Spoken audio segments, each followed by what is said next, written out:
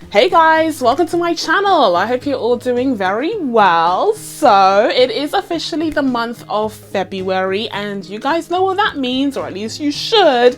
It is in fact US Black History Month. Now, many of you guys will know that here in the UK, where I'm from, we celebrate Black History Month in October, which is why I usually, not this past October, but usually have a Black History Month video drop in October on my channel. But I also do US Black History Month videos, well, at least I try to every year now. And of course it's 2023's turn, because we have reached the shortest but one of the most important months of the year. So we're going to be diving into my recommendations for what you guys should check out during this Black History Month in 2023. Now, before we dive into my actual list of recommendations, I do have a couple of disclaimers or housekeeping, I guess.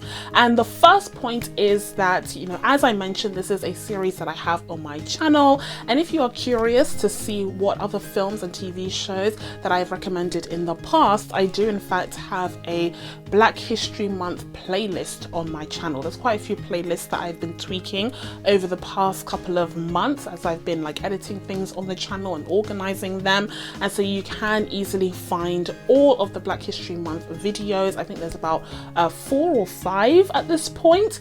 You can find them all on that playlist if you want to see what else I've recommended over the years. And my second point is one that I often make in these videos, and that is, listen, I don't know if you guys have noticed. I don't know if you guys have noticed, okay? But hi, I'm Jean and I'm black. Hi, I'm Jean and I'm black. Okay, I'm black. Okay, you might have forgotten because it's been a while since I filmed, but I'm black.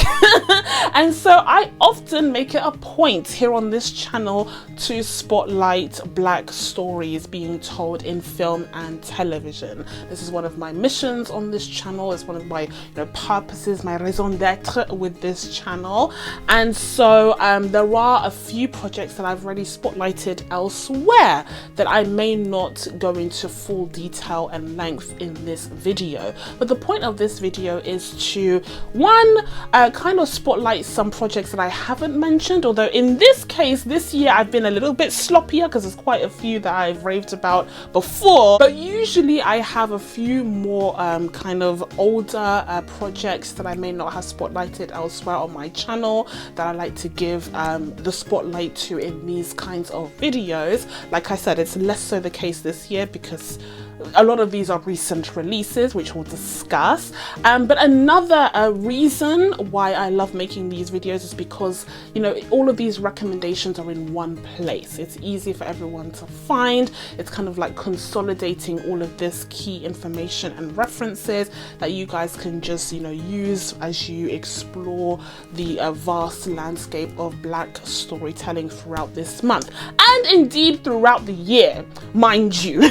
Don't forget, you can watch all of these any day of the year. Nothing is stopping you from watching any of these recommendations come March 1st. So keep that in mind. And my final disclaimer / note is one that you would have heard before many times, and that is, please be sure to subscribe to my channel and make sure you turn on your notifications so that you can be told when I upload next. I know it has been very scarce so far in 2023, but that's because the month of January just really did not inspire me with the releases, but things are heating up in February and March and April and so forth, so you can definitely expect a lot more from me in the coming weeks, and I'm really excited about what's to come. So be sure to subscribe and turn on your notifications to see when these videos drop. Now, without further ado, guys, it's time to get into my recommendations for what you guys should watch this American Black History Month. So for my first recommendation, this isn't really a recommendation actually, okay? I've kind of cheated here a little bit, but this is more me kind of verbalizing my intention rather than recommending something, because I actually haven't seen this project, but I did stumble across it last year because it reached its final season and I was doing the in memoriam section of the Genie Awards, and that's how it came up to me. And I decided that I really wanted to check it out, but it's got quite a few seasons on it, so I did not have a chance to complete the series before I did this video to fully recommend it. So like I said, this is me verbalizing my intent to catch up on the entirety of Queen Sugar. Now, as I mentioned, Queen Sugar is a 6-season series that was actually created by Ava DuVernay of Selma fame, with 13th fame. She's an incredible female director, and here she has created a series that is centered on the Black experience in America, looking through the lens of 3 siblings who have very different life experiences, and they all exist in different tax brackets even, but they have to come together to reconcile with their father's death and figure out what to do with his 800-acre sugarcane farm. Now, this series focuses on a range of different themes. I'm guessing throughout the 6 seasons, it's a very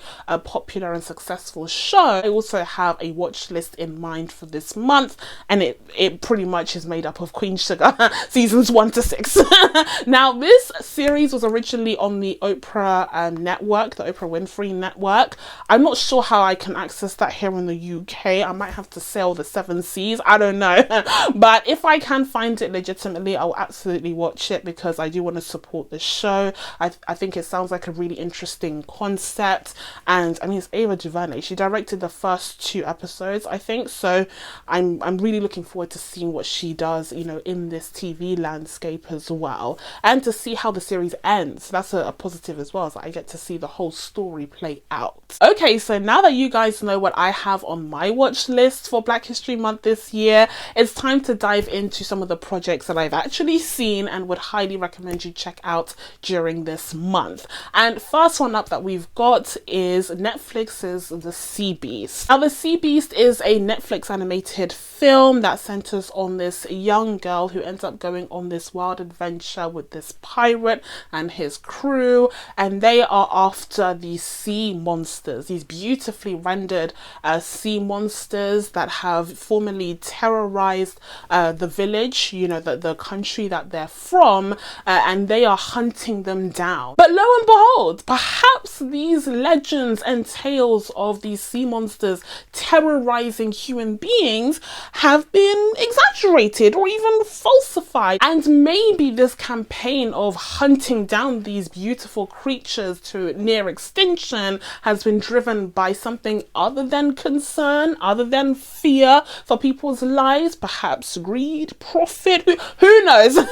Okay, power, who knows? Okay, what the real reasons are. So that's essentially the premise of this film, and you might be wondering, Jean, it's Black History Month. Why would I be watching an animated Netflix film about a sea beast? Like, what's going on? Okay, let me explain. First of all, the main character is black. Okay, listen. Okay, listen. First of all, this little girl who is the main character of the story, who, you know, has the mind to dig deeper in these stories and these tales that she has heard passed down to her through generations and generations from her village.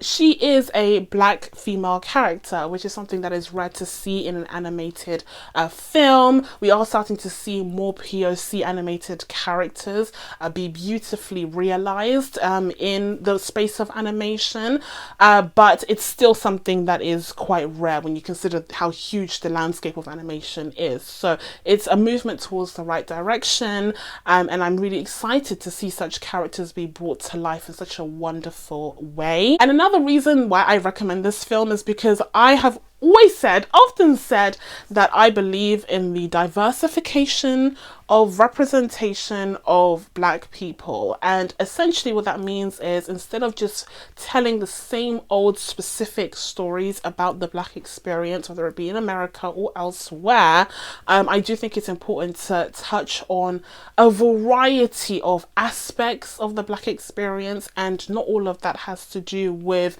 you know, just black issues. And the fact that you have this animated film that explores, you know, themes of, you know, wildlife conservation and ecology and marine life in particular, but also delves into themes of colonialism, you know, the legacy and the lies, the tales that have been told throughout hundreds of years that kind of perpetuated the colonial mindset.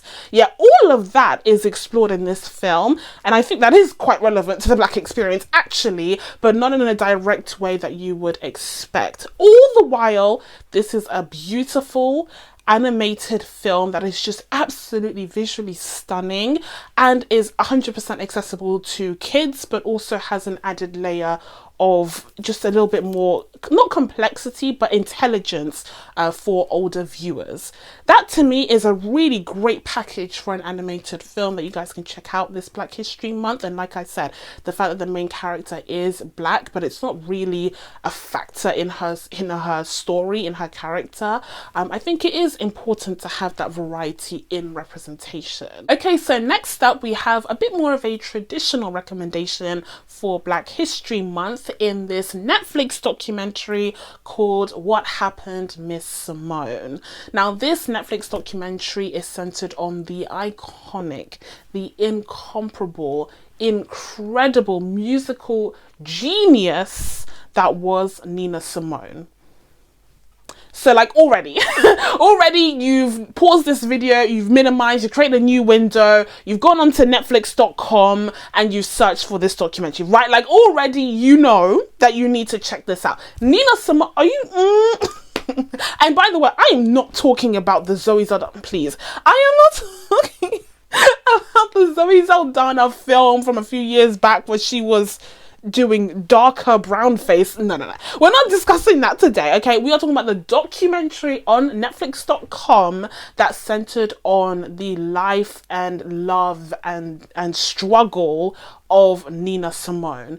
This was an incredible Netflix documentary that explored Nina's life from, you know, the very beginning, you know, her upbringing and her background, as well as how she was educated into music and her love of music, and how that created her early career, which, you know, brought her a lot of success until she became an icon, you know, a true icon of the musical scene in the 1950s and 60s in particular. So this was such an incredible story about such a complex being that was so clever. She was so forward thinking and ahead of her time, and she had such interesting things to say with her music. I'm a huge Nina Simone fan, and when you listen to the lyrics of her music, it runs so deep, but it's also so eternally relevant that I was fascinated to hear about this woman's story.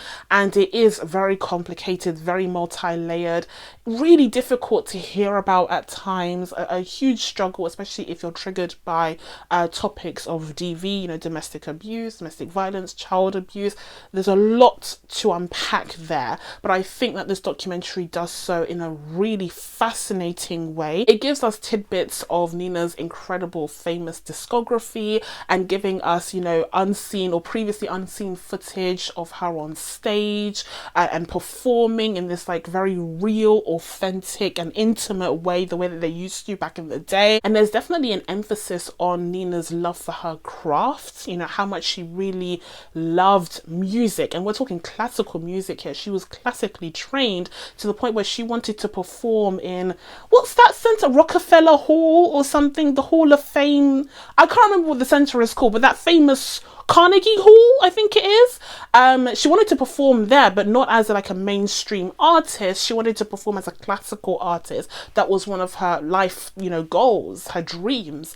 But unfortunately, she never really got that. She saw commercial success, which somehow like she saw as like lesser than. She was kind of snooty in that way. That's how serious she was about her music. But she was incredibly talented, especially as a pianist and then later on as a singer and a songwriter. And seeing that journey, even if sometimes she wasn't content with it, was just fascinating to me. Seeing accounts of her story, whether they be good or bad, especially when her daughter comes into play, her adult daughter, also makes some commentary throughout the documentary, which I think brings risk of like a bias. But at the same time, if you're gonna have anyone commenting on Nina Simone's life, it's gonna be her daughter, right? Like, you're gonna, like, if her daughter, like, comes knocking at your door and being like, I want to be involved in this, you're not gonna turn her down. So I definitely think she's an important, you know, player in this story. She plays an important role. But overall, I have to say Netflix, you know, is one of the top dogs when it comes to documentaries. And this is an older, you know, entry in their library where they really did a great job of exploring the incredible, unbelievable life of Nina Simone. And also, side note, another element that was kind of spotlighted in this documentary is a sentiment that I have been seeing kind of be quite pervasive across the discourse surrounding music or the music industry in general, especially on social media, and that is this idea that the new girlies okay, the new girls, the new girlies can't sing. Like, let me explain. If you haven't seen this kind of discussion happen on social media, it's been, you know, happening for a while now.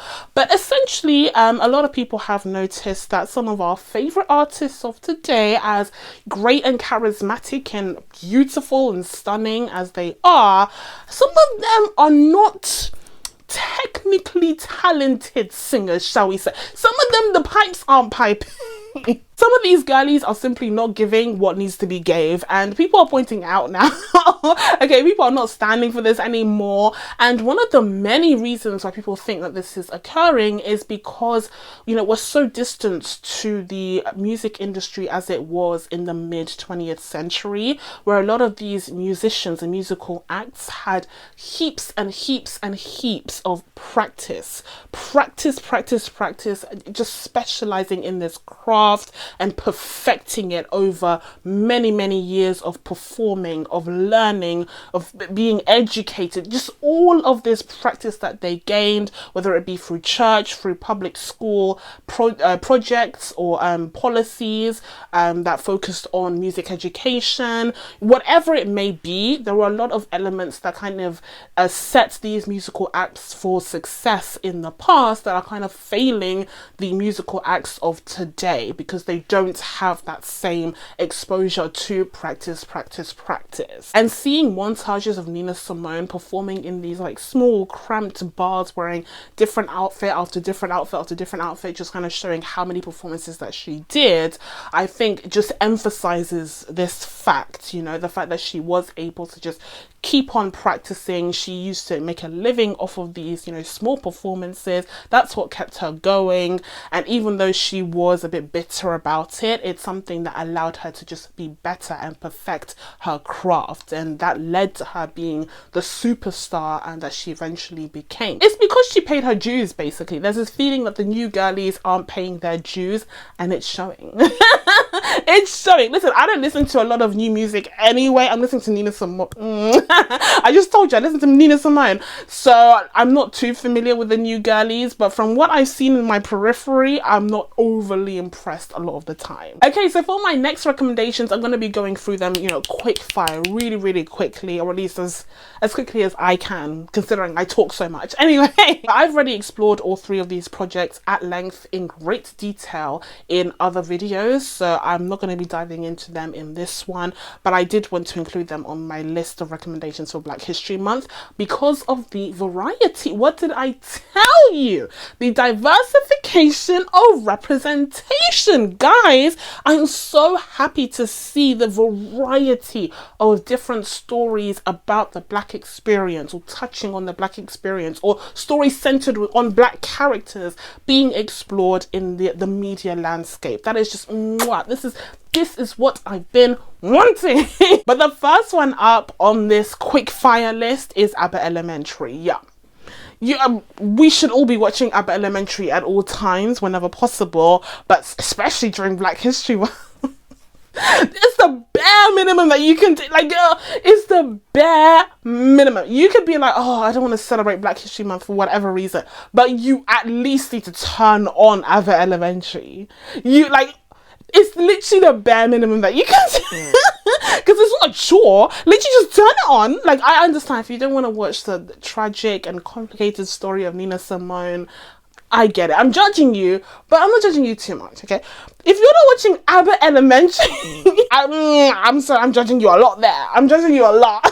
Abbott Elementary is life. It's delightful. It's hilarious. The characters are just so damn funny and charismatic and lovable and instantly iconic. Like, the entire ensemble cast is just great.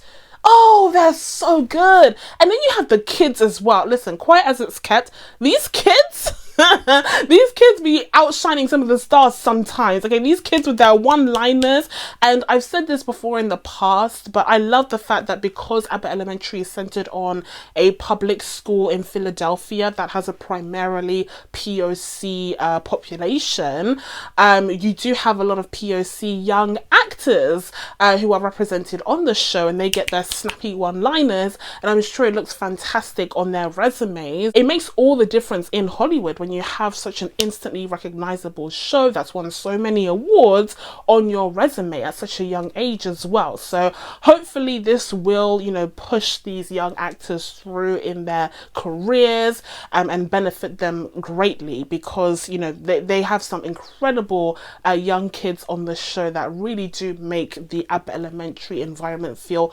authentic and real and just hilarious and true to the tone of the story. Okay, so the next quick fire recommendation that I've got is Nope. You should absolutely watch Nope for Black History Month. Yeah. It's directed by Jordan Peele. I mean, Jordan Peele's films are the only horror films that I watch in cinema because it's Jordan Peele. Do you know what I mean? Like, it's Jordan. I'll bear it. You know, I'll grin and bear it for Jordan Peele. Anyone else, no way. Like I said in my, what was it, Oscars video, that I hadn't seen Megan because I was too scared. I hadn't seen Mithrigan because I was too terrified, even though apparently it's not even that scary. But for Jordan Peele, I will go. I will go opening weekend. Yes, I will. We have yet another genre enter this list with horror, thriller, sort of being represented here. And I'm sure I don't have to tell you, but Nope is a really great film. It's very multi-layered. It's quite complex. I won't say it's my favorite of the Jordan Peele movies. I think my order is still Get Out, Us, which is the scariest of the bunch, mind you, and really just left me mentally scarred for a good few weeks. And then it would be Nope for me. But I do think that upon rewatching it, you do get a lot more out of it. And I still think, even though it's not the scariest of the Jordan Peele movies, I still think that scene in the on the set of the old TV show where you have that monkey attack, the ape attack, was terrifying. That scene was legitimately terrifying. And finally, out of the 3 quick fire movies on this list, we have none other than The Woman King. The Woman King. Do I need to explain to you why you should watch The Woman King during Black History Month? Let me stop being annoying. You should watch The Woman King during Black History Month. You should watch The Woman King any month of the year, any week of the month, any day of the week, but especially during Black History Month. Like, come on. And Viola Davis just got the EGOT. I mean, she just won the Grammy. She completed the EGOT. What better occasion on Black History Month? What better occasion to watch The Woman King? And finally, we have the last 2 recommendations on my list, which actually have quite a bit in common, because it turns out that 2022 was the year where Hollywood finally decided to tell the incredible but tragic story of Emmett Till. We got 2 separate projects that delved into this incredible, historically relevant tale with ABC's 6-episode limited series Women of the Movement and the feature film Till. So I'm going to be diving into my thoughts on both of these and kind of comparing them here. But as I mentioned, they are my final 2 recommendations for the month, and I would highly recommend you check out both of them. I would personally start out by watching Women of the Movement, the series, and then watching Till, the movie. But with both the film and the limited series, we have the exploration of, as I said, the life and death of Emmett Till, who was brutally tortured and killed in the summer of 1955. Now, both the film and the TV show tell the story of the young, bright 14-year-old black boy who lived with his mother in Chicago but wanted to visit his uncle and his cousins in Mississippi. And so he went to Mississippi in late summer of 1955, where he was unfortunately brutalized, tortured, maimed, and then murdered by some racist white men who were doing so in retaliation, okay, to an incident that occurred with one of the men's wife, who he owned a shop that Emmett Till visited and made some inappropriate remarks during his visit, and that led to him being brutally killed. Now, this unfortunately is not a unique case. This is one of many cases during the Jim Crow era that landed a lot of black people in shallow graves. But the key distinction when it came to the infamous case of Emmett Till was a decision made by his mother, Mamie Till Mobley, to give him an open casket for his funeral, which would therefore allow thousands upon thousands of people who came to his funeral to see what these horrific white men had done to him in Mississippi, to see how maimed he was, to see how brutalized he had been, this 14-year-old child, the way that he had been treated by those racist men. That key decision is what marks this particular case as being so important in black history, and especially in the legacy of the civil rights movement. And this is something that is emphasized brilliantly in both the TV show and the film, where Mamie is without a doubt the main character. These projects don't really center on the life of Emmett Till through his own eyes, but rather through the eyes of his mother, which is fitting because she obviously knew him from the day that he was born, as is explored mostly in the TV show, to the point where he died, and then beyond that, where she was campaigning for him to get justice, and also for the overall civil rights campaign that was burgeoning during this time. So I think it was really clever for both of these projects to focus on the role of Mamie Till. Also, at the same time, it allowed us to explore a civil rights activist that we don't usually get exposure to when it comes to this conversation at large. I think in general, when it comes to the landscape of historical coverage for the civil rights movement, we give a lot of space for, of course, Malcolm X and Martin Luther King Jr., but we don't give a lot of the spotlight to some of the female activists during this time, like Rosa Parks, who's the most famous, but also people like Mamie Mobley Till.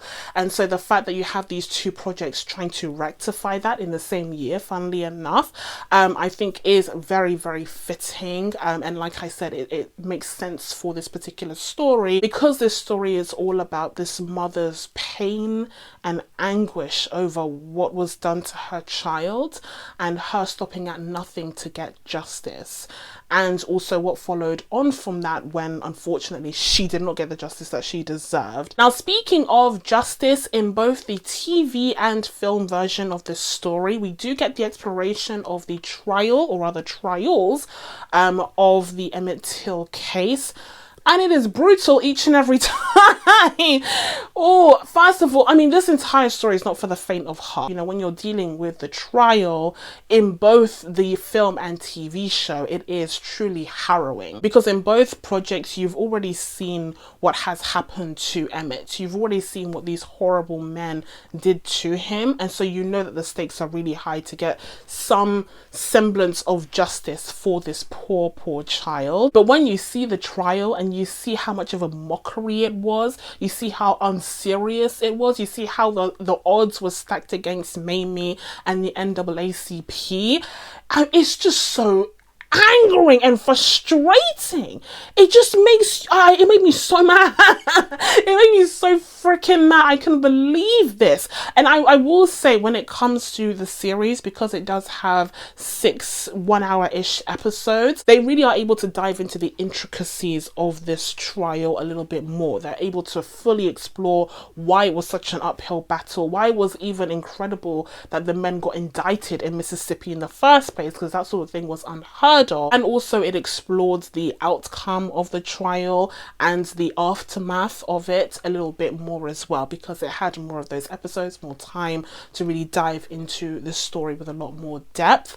But in the case of the film, I do think it does a good job of summarizing everything that's in the TV show, whilst hitting the very important emotional beats, emphasizing the fact that, you know, Emmett, who was a 14-year-old boy who had grown up in Chicago, a very different environment to the South, all of a sudden had become villainized in this trial, had become an adult. Oh, isn't that odd? This 14-year-old child is now an adult predator. Isn't that weird? The Mississippi folk did not want Emmett to be an innocent child in this case. They wanted him to be a grown, aggressive, predatory black man, right? They wanted to use these racist, fear-mongering tactics on the jury in order to ensure that they wouldn't claim that these men were guilty of the crimes that they absolutely committed.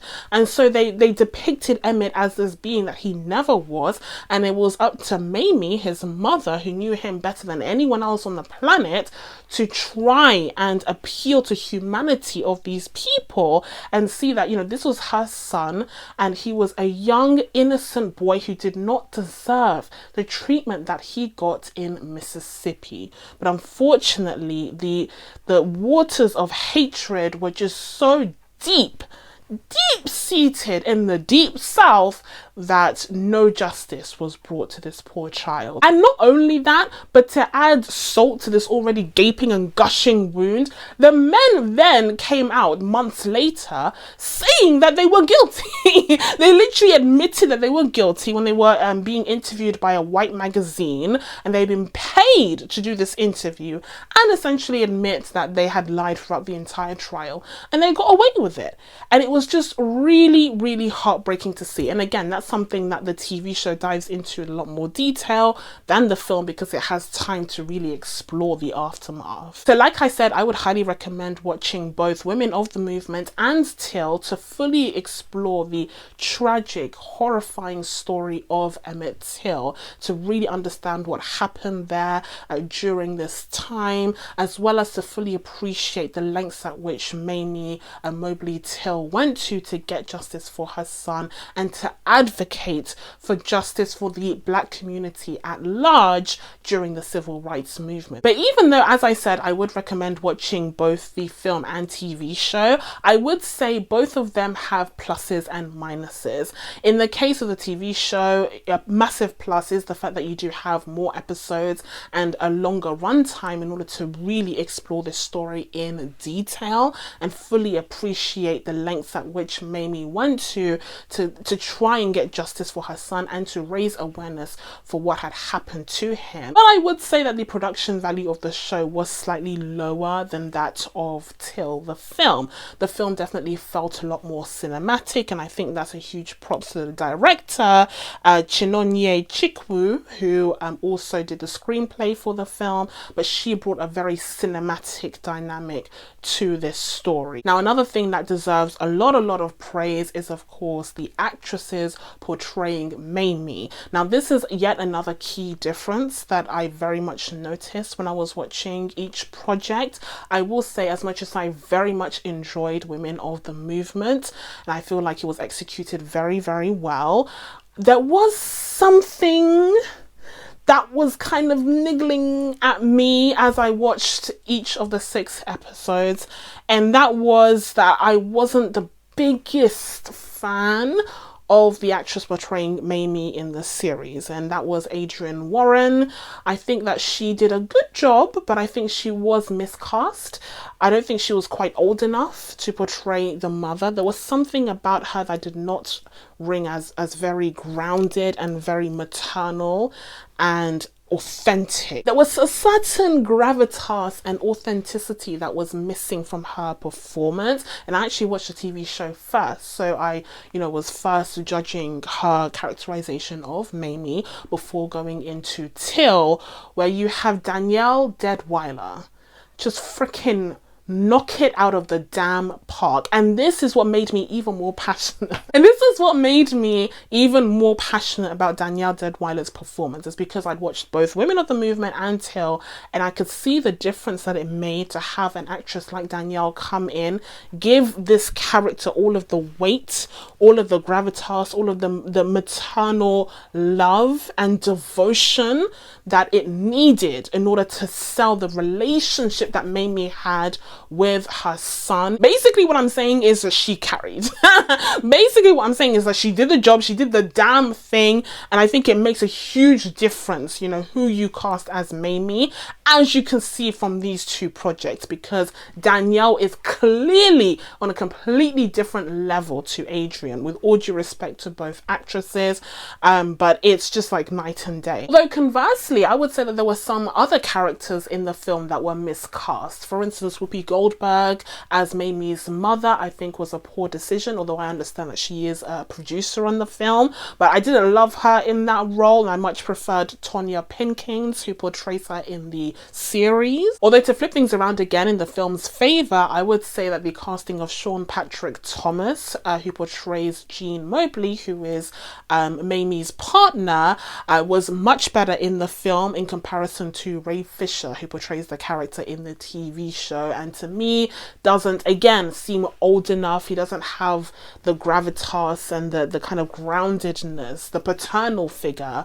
that you need for this kind of story. So I would say that both Jean and Mamie were better cast in the film, but Alma, Mamie's mother, was better cast in the TV show. But when it comes to the portrayal of Reverend Moses Wright, I think we kind of split the difference here, because both Glyn Turman and John Douglas Thompson do an exceptional job in the roles. But that's it from me, guys. Now that I've given you guys my recommendations for what you should watch this American Black History Month, it's time for you guys to let me know what your recommendations are down in the comments below.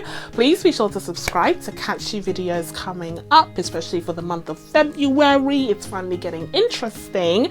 Thank you guys so much for watching. I really appreciate it, and I will see you in the next one. Bye.